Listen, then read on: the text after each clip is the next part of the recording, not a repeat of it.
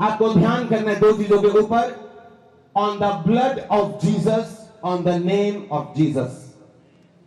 आप ये दो चीजों के ऊपर मनन करेंगे, परमेश्वर का ब्लड, परमेश्वर का नाम।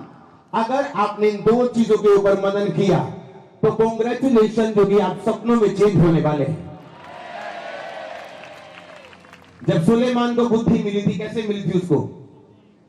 लिखा जब वो भेंटे चढ़ा के जा रहा था परमेश्वर के भवन पे, और लिखा रास्ते में हजारों भेड़े चढ़ा दी उसने।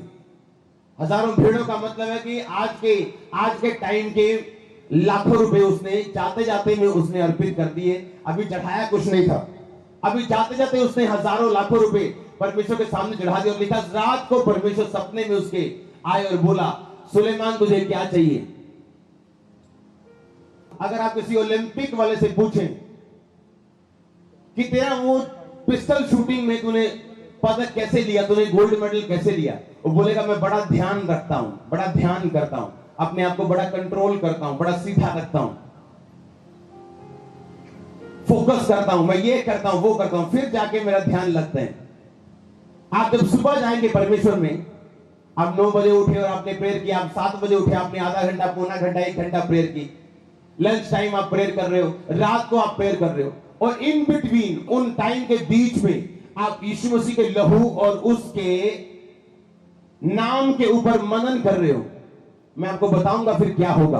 वो होगा जो आपने लाइफ में कभी नहीं देखा होगा। पतरस को परमेश्वर ने दर्शन दिया और बोला ये खा, उसमें सांप था, उसमें सब केचुआ था, ये था, वो था, और पतरस बोला नहीं, मैं रेंगने वाली वस्तुएं नहीं खाऊंगा, बाइबल में मना की हुई।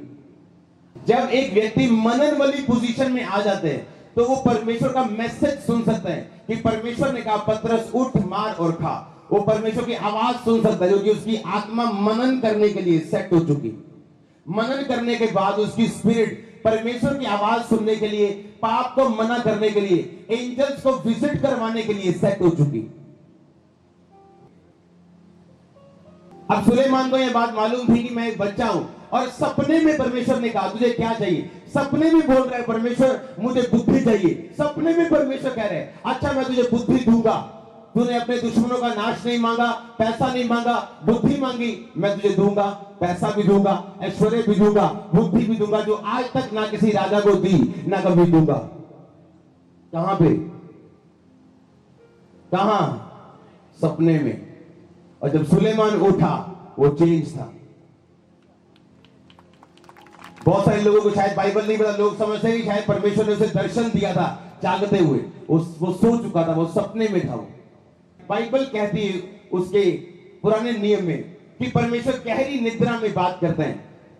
जब इंसान के ऊपर गहरी निद्रा छाई है तो परमेश्वर का आत्मा आपसे बात करते हैं। वो उन लोगों के साथ होता है जिनका मन और आत्मा परमेश्वर के साथ जुड़ी हुई, जो मनन करना जानते हैं। और मनन आप कैसे करते हैं?